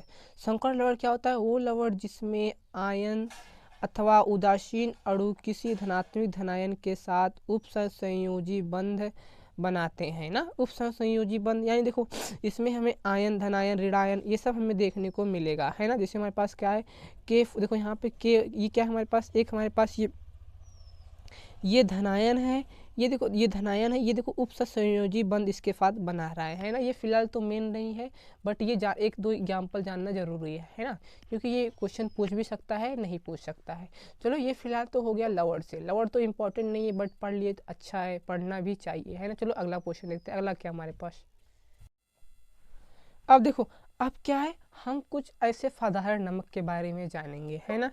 देखो हमारे पास क्या है, पहला धावन सोडा, ये वाला पोर्शन ये सब मेन है ना। 5 है, धावन सोडा और यानी वॉशिंग सोडा, बेकिंग सोडा, विरंजक चूड़ और प्लास्टर ऑफ पेरिस ना, ये सब हमारे क्या है, कुछ मेन है ना। इन सब के बारे में जानना बहुत ही ज़रूरी है। और फिलहाल मैं एक 2-3 बनाने की एक बनाने की विधि के बारे में जानूंगा, और 2-3 रासायनिक गुण, और उसके बाद उसका उपयोग, है ना। और बस यही सब पूछेगा, जो इम्पोर्टेंट है बस मैंने वही आपको बताऊंगा, उससे अलावा और कुछ नहीं बताऊंगा। देखो धावन सोडा, इसका रासायनिक नाम है सोडियम कार्बोनेट डेकाहाइड्रेट, यानी क्या है, अणुसूत्र देख लो क्या है, Na2CO3 × 10H2O। यानी देखो ये सोडियम हो गया, कार्बोनेट ये 10 हाइड्रोजन, है ना। यानी सोडियम कार्बोनेट डेका मतलब 10, हाइड्रेट मतलब H2O, है ना। कोई दिक्कत यहाँ से?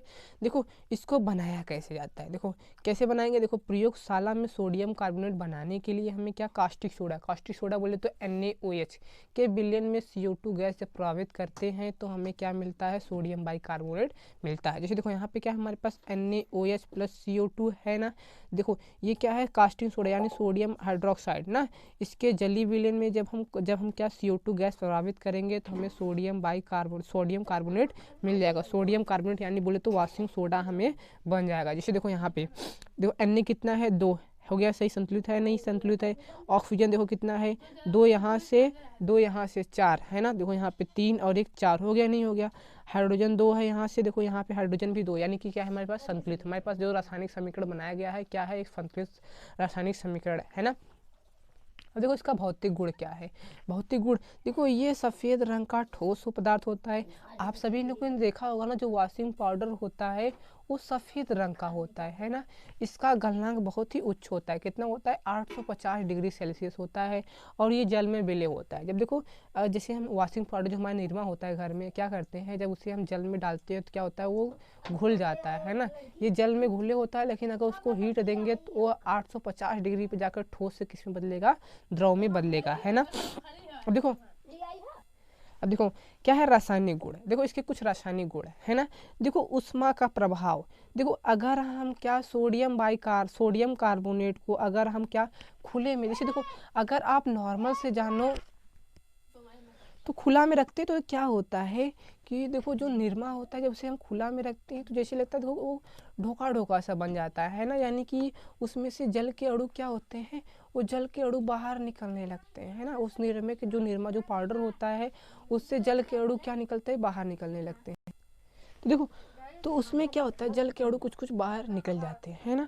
जब निरमा को हम खुले में छोड़ते हैं तो क्या करते हैं, वो जल के अणु बाहर निकल जाते हैं। ऐसे इसे हम क्या लिखेंगे, ऊष्मा का प्रभाव।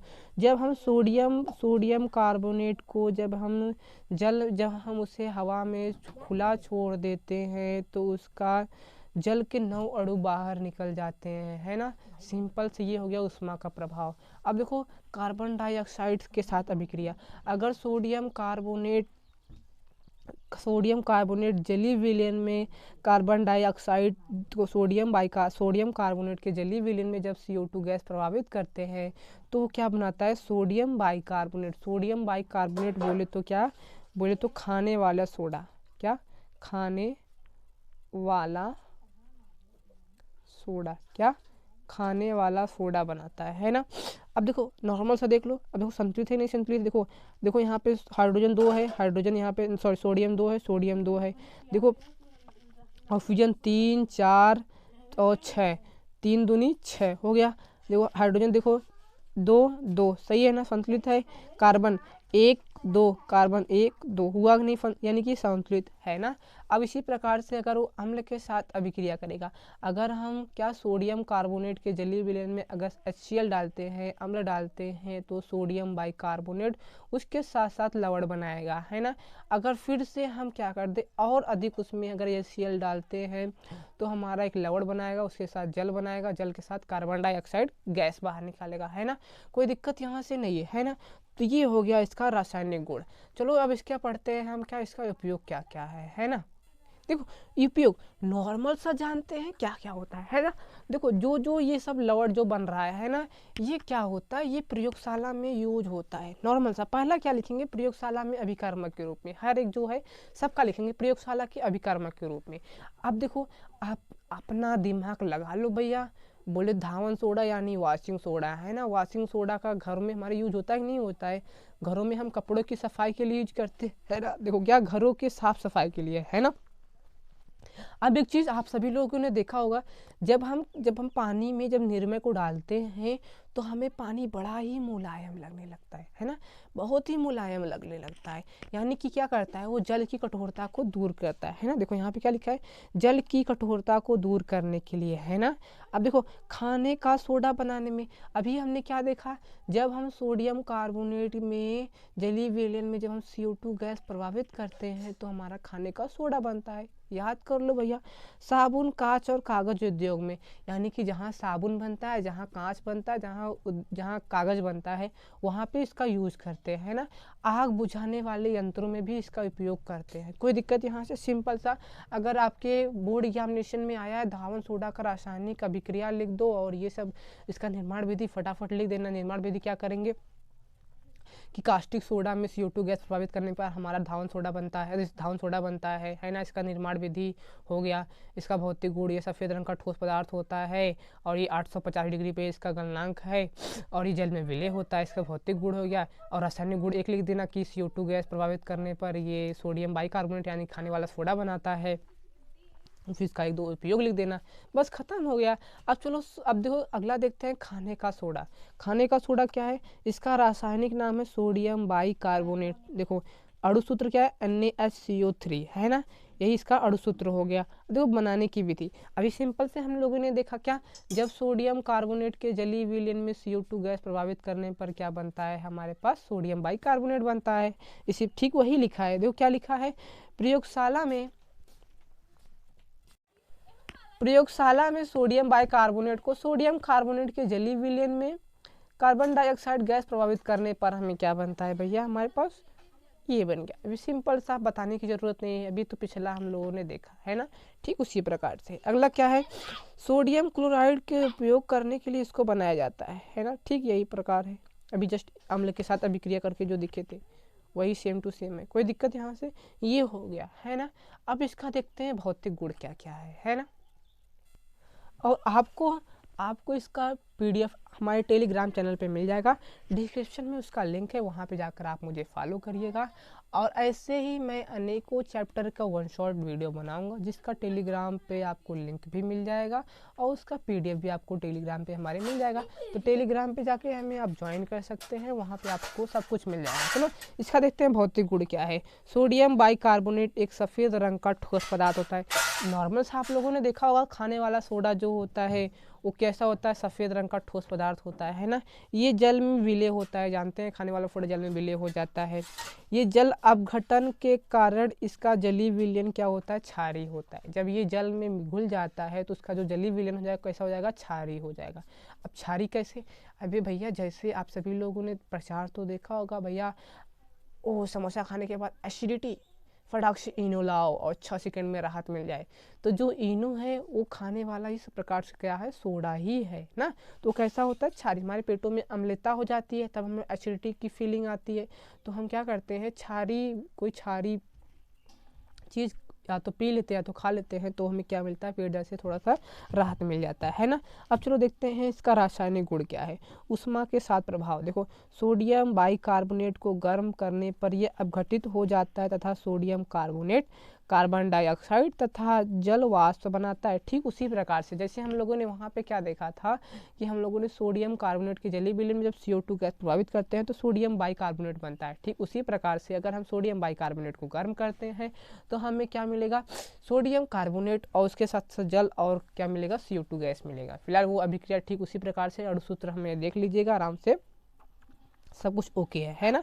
अम्ल के साथ अभिक्रिया, अम्ल के साथ अभिक्रिया करके सोडियम लवण तथा कार्बन डाइऑक्साइड गैस बाहर निकलता है। देखो ये हो गया भैया हमारे पास क्या हो गया, सोडियम बाइकार्बोनेट, और ये अम्ल के साथ अभिक्रिया करके क्या बना रहा है, सोडियम लवण बना रहा है, जल बनाएगा और कार्बन डाइऑक्साइड बनेगा। कोई दिक्कत यहाँ से नहीं है ना, कोई दिक्कत तो फिलहाल होना नहीं चाहिए। अब इसका उपयोग देख लो, उपयोग क्या है, प्रयोगशाला में ये अभिकर्मक, आपको बताए सभी चीज़ क्या करता है, प्रयोगशाला में अभिकर्मक है। यह छागदार पेय पदार्थ बनाने में काम आता है। जैसे आप सभी लोगों ने देखा है ना, जब इनो को हम पानी में डालते हैं तो झाग फेंकता है, नहीं फेंकता है, ठीक वही है ना। यह आग बुझाने के यंत्र में, ये सेम भी, यही भी आग बुझाने के, क्योंकि ये भी भैया उसी से तो बना है, ये भी आग बुझाने के काम में आता है। देखो कच्चे दूध में मिलाने पर दूध देर तक नहीं फटता। नॉर्मल से आप लोगों ने देखा होगा कि दूध को कुछ देर तक रख दो इसे तो क्या करता है, वो फट जाता है ना। अगर खाने वाला सोडा उसमें मिला देते हैं तो दूध जल्दी नहीं फटता ना, तो जल्दी नहीं फटता। देखो एसिडिक रूप के रूप में प्रयुक्त होता है, जब पेट में हमारे पास गैस बनता है तो उसके रूप में उपयोग करते हैं ना, पेट की अम्लता के रूप में। ठीक वही दिया गया है ब्रेड बनाने में। और भैया आप सब तो नए नए चीज़ें बनाते हैं, जैसे गुलबरी हो गया, घर पे बनाते हैं ना, तो उसके लिए ये भी इसका उपयोग करते हैं। जैसे देखो जब हम लोग छोला बनाते हैं तो मटर को जो उसका क्या कवर होता है ना, उसको साफ़ करने के लिए भी वही डालते हैं ना। कोई दिक्कत यहाँ से। चलो अगला पॉइंट पढ़ते हैं, अगला कौन सा हमारे पास है, देखो अगला देखो हमारे पास क्या है, हमारे पास है विरंजक चूर्ण। देखो इसका नाम है, रासायनिक नाम क्या है, कैल्शियम क्लोरोहाइपोक्लोराइड। देखो ये कैसे है, देखो ये कैल्शियम का एक अणु है ना, एक कैल्शियम का अणु है, एक क्लोरीन का है, एक क्लोरीन हाइपोक्लोराइड का है ना। हाइपोक्लोराइड, क्लोरीन है एक देखो एक क्लोरीन हाइपोक्लोराइड हो गया, एक क्लोरीन हो गया, एक कैल्शियम हो गया। कोई दिक्कत यहाँ से, देखो इस पे भी एक निगेटिव, इस पे भी एक निगेटिव, इस पे 2 पॉजिटिव है ना, ये 2 पॉजिटिव इन दोनों के साथ अभिक्रिया। देखो ये क्या है हमारे पास, इसमें देखो इसमें क्या है, दो निगेटिव है, तो कौन सा लवण हो गया भैया हमारे पास, 2 निगेटिव बोले तो मिश्रित लवण है। कोई दिक्कत भैया यहाँ से, ये हमारा क्या है, एक मिश्रित लवण है, समझे, आराम समझना, कोई दिक्कत है नहीं, ज़्यादा देरबाजी या कुछ करने की ज़रूरत है नहीं, है ना, बस समझते जाओ। देखो निर्माण विधि, विरंजक चूर्ण को ही बोलते हैं ब्लीचिंग पाउडर को सूक्ष्म बूझे चूने का समझते हैं, बूझे चूने को हम लिखते हैं CaOH2 है ना। देखो OH पे देखो एक माइनस का चार्ज होता है, कैल्शियम पे 2 प्लस का चार्ज होता है। हमें ये संतुलित करने के लिए हमें दो देखो ये जो माइनस वाला है हमें 2 चाहिए, इसलिए हम क्या लिखेंगे 2 है ना। तो ये हो गया हमारे पास कैल्शियम हाइड्रोक्साइड के बूझे चूर्ण में क्लोरीन गैस प्रभावित करते हैं तो भैया हमें क्या मिलेगा, हमें ब्लीचिंग पाउडर तथा जल मिल जाएगा है ना। देखो जैसे व्यापारी लोग होते हैं ना, उनको एक चीज़ों की ज़रूरत, कोई चीज़ देखो थोड़ी मात्रा में तो चाहिए नहीं, तो उन्हें बहुत बहुत ज़्यादा मात्रा में चाहिए। तो बहुत ज़्यादा मात्रा में बनाने के लिए देखो कौन कौन से विधि यूज करते हैं। देखो हेजन क्लेवर विधि है ना, बैचमान विधि, ये दो चीज़ें हैं, है ना। ये प्रैक्टिकल में पूछा जाता है ना, ये तो याद कर लो कौन कौन सी विधि से हम ज़्यादा व्यंजक मात्रा यूज करते बनाने के लिए करते हैं ना। और फिलहाल ये तो है नहीं हमें बोर्ड में, तो ये इससे क्वेश्चन पूछेगा नहीं, बट जो एग्जामिनर होते हैं वो पूछ लेते हैं। अगर हमें व्यंजक चूर्ण अधिक मात्रा में बनाने पड़ेंगे तो हमें कौन कौन सी विधि से हम इसको बनाएंगे, कौन से बैचमान विधि, हेजन क्लेवर विधि, है ना। देखो अब इसका भौतिक गुण क्या होता है। देखो ये क्या होता है, ये हल्के पीले रंग का चूर्ण होता है, यानी कि चूर्ण समझते हैं हाँ अपना, जैसे चूरन खाए है ना बाबा, एकदम उसी प्रकार से होता है। देखो यह जल में विलय होता है, लेकिन कुछ अशुद्धियाँ इसमें उपस्थित रहती हैं। जैसे क्या होता है, ये जल में तो विलय हो जाते हैं, बट कुछ ना कुछ उसमें कण क्या अवशोषित रह जाते हैं ना, इसलिए यह जल में पूर्णतः कभी भी घुल नहीं पाता। इसमें से क्लोरीन जैसी गंध आती, जैसे क्लोरीन का गंध आता है ना स्मेल, उसी प्रकार से व्यंजक चूर्ण में भी क्लोरीन जैसी गंध आता है। भैया क्लोरीन से ही बना तो क्लोरीन वाले ही गंध आएगी, है ना। देखो इसका रासायनिक गुण क्या है, रासायनिक गुण क्या है। देखो ब्लीचिंग पाउडर धीरे धीरे स्वयं अपघटित तो होता रहता है, कैल्शियम क्लोराइड और कैल्शियम क्लोराइड बनाता है ना। देखो नॉर्मल सा आप सभी लोगों ने देखा है, जैसे क्या होता है, अगर हमें जैसे एक चीज़ है, अगर जैसे हम चॉकलेट देखो ना, चॉकलेट क्या करता है, अगर गर्मी के समय अगर खुले में रख दे चॉकलेट को, ऑटोमेटिक अपने आप ही क्या हो जाता है, अपने आप पिघलने लगता है ना। इसी प्रकार से अगर हम ब्लीचिंग पाउडर को अगर रख दे उससे ही, तो धीरे धीरे ऑटोमेटिक अपने आप घटित हो जाएगा, टूट जाएगा। किसमें किसमें में, कैल्शियम क्लोराइड में और कैल्शियम क्लोराइड में, है ना। कोई दिक्कत यहाँ से। तो देखो अब क्या है ये, अब देखो दूसरा क्या है, यह CO2 के साथ क्रिया करके क्लोरीन गैस बाहर निकालता है ना। और इसके कारण इसमें क्या होता है, क्लोरीन जैसी गंध आती है। देखो जब हमारे पास ब्लीचिंग पाउडर जब CO2 गैस के साथ अभिक्रिया करेगा तो क्या बनाएगा, कैल्शियम कार्बोनेट, और इसके साथ साथ क्लोरीन गैस बाहर निकालेगा, जिसके कारण हमें क्या, क्लोरीन की बदबू आती है ना। कोई दिक्कत यहाँ से तो नहीं होना चाहिए। चलो अगला देखते हैं, है ना। देखो तीसरा क्या है, ये तनु अम्ल के साथ क्रिया करके क्लोरीन गैस मुक्त करता है, वही ठीक उसी प्रकार। देखो ये क्या है, जब तनु अम्ल के साथ, देखो ये हमारे पास क्या है, ब्लीचिंग पाउडर है, जब तनु अम्ल के साथ अभिक्रिया करेगा तो कैल्शियम सल्फ्यूरिक, देखो ये इसके साथ हो जाएगा, इस पे 2 निगेटिव है और इस पे 2 पॉजिटिव है, तो इन दोनों से मिलके क्या बन जाएगा, कैल्शियम सल्फ्यूरिक, है ना। देखो और इसके साथ साथ क्लोरीन गैस मुक्त कर लेगा, उसके बाद यहाँ पे H2 बचेगा, यहाँ पे ऑक्सीजन बचेगा। कोई दिक्कत यहाँ से है नहीं ना, कोई दिक्कत तो होना नहीं चाहिए। देखो जल के साथ क्रिया करके नवजात ऑक्सीजन बनाता है, जो विरंजक क्रिया का कार्य करता है ना। देखो ये जब जल के साथ अभिक्रिया करेगा तो क्या बनाएगा, देखो इसका 2 स्टेप में होगा ना। देखो जब जल के साथ अभिक्रिया करेगा, देखो यहाँ पे कैल्शियम, देखो 2 पॉजिटिव 2 निगेटिव, है ना। देखो यहाँ पे भी 2 पॉजिटिव, यहाँ पे भी 2 निगेटिव हो गया। देखो क्या बनेगा, यहाँ पे अम्ल बाहर निकालेगा, अम्लीय ऑक्साइड, है ना। अम्लीय ऑक्साइड का फिना, ये क्या होता है, ये आप इसका मतलब समझते हैं, ये उत्क्रमण होता है, यानी कि अगर इसको वापस से जोड़े फिर यही आएगा, इसको या तो वापस में विखंडन करे तो फिर यही आएगा, तो यहाँ से ऑक्सीजन निकलेगा, है ना। अगर ऑक्सीजन यहीं पे देखो, अगर ऑक्सीजन किसी रंगीन या जो हमारे पास नवजात ऑक्सीजन जो बना है, ये अगर किसी रंगीन पदार्थ के साथ ये अभिक्रिया करेगा तो क्या हो जाएगा, उसे रंगीन बना देगा, है ना। एक चीज़ ये मेन चीज़ याद रखना, क्या, रंगीन बना देगा। ये देखो पांचवा स्टेप क्या हमारे पास, पांचवा क्या हमारे पास, कोबाल्ट क्लोराइड, यानी जो उत्प्रेरक समझते हो, है ना, जो अभिक्रिया को उत्तेजित कर दे, है ना, उत्प्रेरक है, की उपस्थिति में यह अपघटित होकर ऑक्सीजन गैस मुक्त करता है ना। देखो कोबाल्ट क्लोराइड के उपस्थिति में क्या कर देगा, ऑक्सीजन को मुक्त कर देगा। अब इसका कुछ उपयोग समझ लो। देखो ब्लीचिंग पाउडर कुछ यौगिकों के साथ क्लोरीन तथा ऑक्सीजन गैस बनाता है। यहाँ पे देख लो क्या है, जब ये कोबाल्ट यानी कोबाल्ट क्लोराइड के साथ जब क्या करेगा, उपस्थिति में अपघटित होगा तो ऑक्सीजन बनाएगा, और वहीं किसी अम्ल के साथ अभिक्रिया करेगा तो क्लोरीन गैस बाहर निकालेगा, जो प्रबल ऑक्सीकारक होने के कारण पदार्थ के रंगों को उड़ा देता है।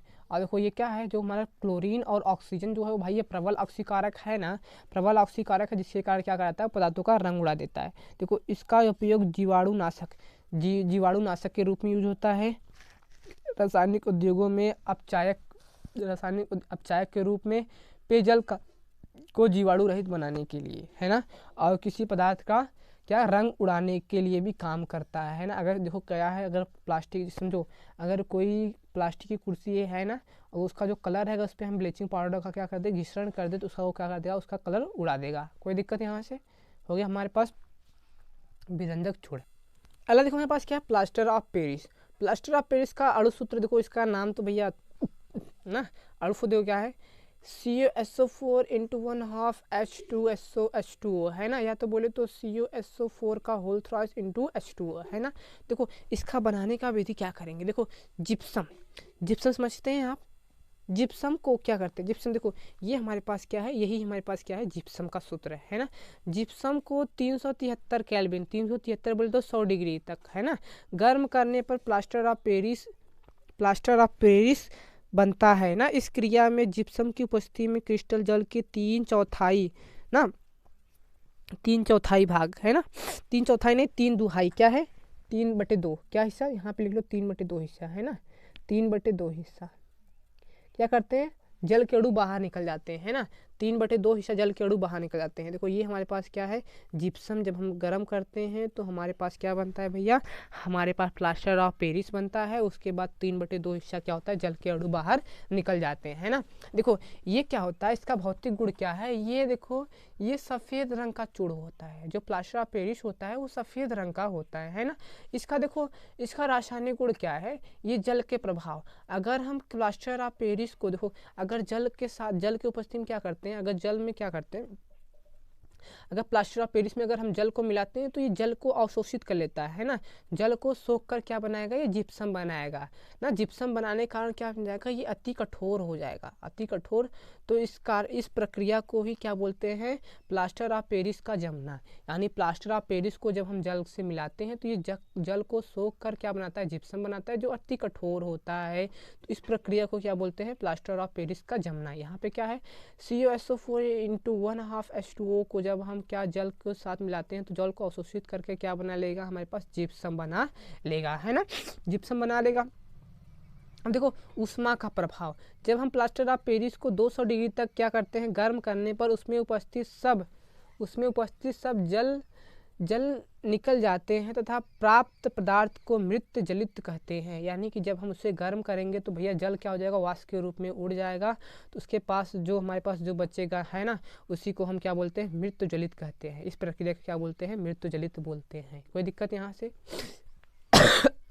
है ना, तो जल के अणु बाहर निकल जाएंगे है ना, तो जो हमारे पास बचेगा बस। चलो अगला देखते हैं है ना। देखो अगर उसी को हम और अधिक रूप से गर्म करें, और अधिक से गर्म करने पर हमें क्या मिलेगा, कैल्शियम ऑक्साइड तथा सल्फर डाइऑक्साइड हमें मिलेगा है ना। अब देखो इसका उपयोग क्या क्या होता है, देखो इसका उपयोग आप सभी लोगों ने देखा होगा, जिनका हाथ तो टूट जाता है, जो उनके बैंडेज होता है ऊपर लगता है ना, उसी को बोलते हैं प्लास्टर ऑफ पेरिस, उसी के ऊपर चढ़ाते हैं ना। प्लास्टर ऑफ पेरिस को खिलौने और मूर्तियों को बनाने के, ये बहुत ही मुलायम होता है ना, चाक बनाने के लिए भी इसका उपयोग करते हैं, कागज़ के कारखानों में इसका उपयोग होता है, दांत में देखते हैं जो भरते हैं अंदर है ना, उसका भी उपयोग वही दांत में जो भरते हैं उसके लिए भी करते हैं। इसका उपयोग किसी सतह को चिकनी बनाने के लिए करते हैं। नॉर्मल सा ये हो गया। अब देखो इसमें 2-3 हमारा ये तो खत्म हो गया, बस 2-3 सा एक देखो ये पूछ सकता है ना, पाप टेस्ट क्या होता है, चूने को पानी का टेस्ट है ना। देखो इसका टेस्ट क्या होता है, पाप टेस्ट को समझते हैं ना। देखो पाप टेस्ट को कैसे करते हैं, देखो जैसे हमारे पास एक प्रखनली हो गया, इसमें हाइड्रोजन गैस भरते हैं है ना। जब हम हाइड्रोजन गैस, ये मतलब प्रखनली में हाइड्रोजन गैस भरते हैं, जब इसके पास हम क्या लाएंगे, जब इसके पास में हम वो लाएंगे, क्या बोलते हैं यार, मोमबत्ती, जलती हुई मोमबत्ती जब लाएंगे तो हमें पट पट पाप की आवाज़ आएगी। किसकी आवाज़ आएगी, पाप की आवाज़ आएगी, तो उसी को बोलते हैं पाप टेस्ट। देखो क्या है, हाइड्रोजन गैस से निहित प्रखनली, यानी हाइड्रोजन गैस से भरी हुई एक प्रखनली के पास जब एक जलती हुई मोमबत्ती लाएंगे तो पाप की ध्वनि उत्पन्न होती है। इस टेस्ट को हाइड्रोजन की उपस्थिति दर्शाने के लिए प्रयोग किया जाता है ना। चूने के पानी का टेस्ट, देखो कार्बन डाइऑक्साइड को चूने के पानी से प्रभावित करने पर पानी धुंधला हो जाता है। यानी कि अगर हम पानी, देखो अगर चूने का जो पानी है, जो चूने का पानी का जो जलीय विलयन है, अगर उसमें CO2 गैस प्रभावित करते हैं तो हमें सफ़ेद रंग का क्या प्राप्त होता है, अवक्षेप प्राप्त होता है ना। और अधिक मात्रा में CO2 गैस प्रभावित करेंगे तो ये जल में क्या हो जाएगा, घुलनशील हो जाएगा। फिलहाल ये दिया गया, ये समीकरण देख लीजिएगा आप, ये सब मेन है ना।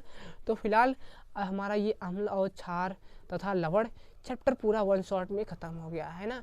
कोई भी दिक्कत हो हमें टेलीग्राम पे आप क्वेश्चन पूछ सकते हैं, या तो हमारे जो डिस्क्रिप्शन में हमारे जो व्हाट्सएप का लिंक दिया गया वहाँ पे आप जाके हमें व्हाट्सएप पे डायरेक्ट मैसेज कर सकते हैं, है ना।